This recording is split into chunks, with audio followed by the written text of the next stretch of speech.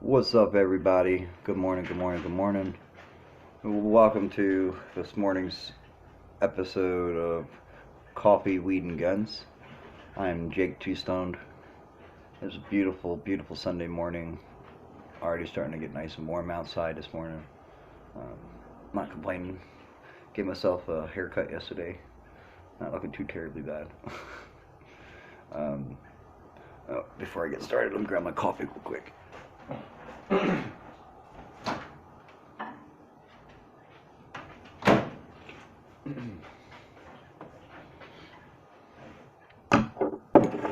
Yeah, had to heat up my coffee. Whew. Well, this episode, I got some Kauai Coffee Company's vanilla macadamia nut. It's really good, actually. For a dessert coffee, it's actually very good. With pepper, with BBs, and just hang out with my doggy, you know. Yeah, she's a good girl. Yeah, she's a good girl. Oh, well, let's go ahead and get into the meat and potatoes of the day. So, I've been dealing with a lot of this back and forth with this Black Lives Matter, All Lives Matter, and to be honest with you, it's very narrow-mindedness for people to say just Black Lives Matter and then attack those who are saying that all lives matter and saying that they're racist and they're just trying to devalue their cause. No, that's not it at all.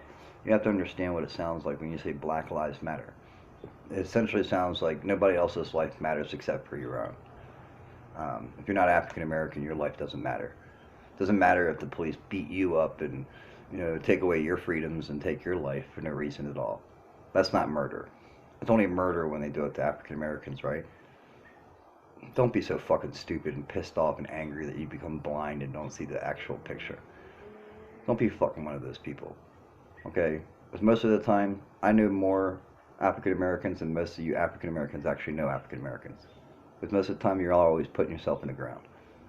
Serious. Calling yourself nigga and, you know, just feeding into the stereotypes of society wants you to feed into. Because you think that's just the African American culture. No, that's what they want you to think.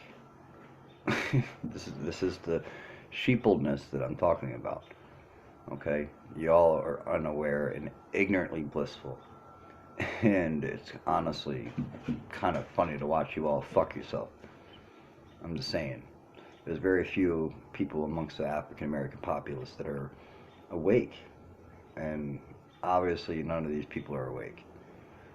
They're only awake to whatever is emotionally stimulating them at that time. That makes me sound like a racist. I don't give a fuck what you think. I'm not no racist. I was raised in more ghetto communities than most of you. That's what I'm saying. It's not a black and white thing. It's a have versus have not thing. It's a stereotype. Our society does it to ourselves. Like I said in the previous video, you could be living, if you're African American and living in a high-end community, guess what? You're not going to deal with the police the same way you would if you live in a ghetto or a low income. I'm just telling you. I've seen black on black hate crime. I've seen police officers that are African American treat other African Americans worse than the white officers would. So I don't agree with all of this one-sidedness. We're just all dividing right down the middle, and most of the nation is just picking up the torch and running with it. So if you're going to be one of those people that sees this whole situation as a black and white thing, then you're just as racist as that officer that killed George Floyd. I'm just telling you. If you see this as a black and white thing, and that's all you see, not an innocent man being killed by a corrupted officer, that's the difference between me and you. I'm not seeing the black and white. Okay? What I'm seeing is the corruption at its highest level. Okay? Someone who is meant to protect and serve and take care of the community and basically be a hero to the community has chosen a life basically of crime behind the badge. And it happens a lot. Quite a bit. More than it should in this country. And it's rather sad.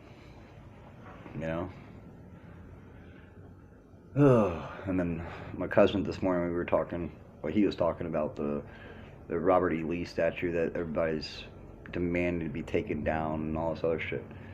Here's the thing. The Robert E. Lee statue is just a statue, people. It doesn't represent anything other than the man. Okay? It doesn't represent the Civil War. It doesn't represent any of the values or the morals that Robert E. Lee even stood for. Okay? Because, like my cousin said in his video, if you knew anything about Robert E. Lee, he wasn't even for slavery. The only reason why he fought for the South was because he couldn't fight against his own family. And two, he didn't believe in the Federal Reserve being instituted in the United States. He didn't believe in fractional reserve banking. He thought the banks had no business running our country. And that's where he stood his ground. And that's why he chose to fight with the South, not because of the slavery issue, but because of the gold standard issue that the federal government wanted to institute the printing of currency. And the South didn't want to do that.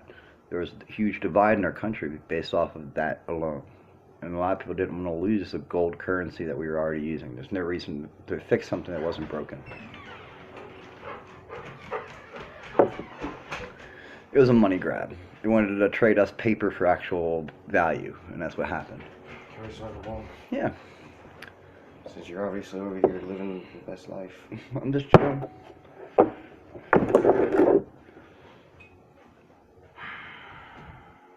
I'm just chilling, buddy.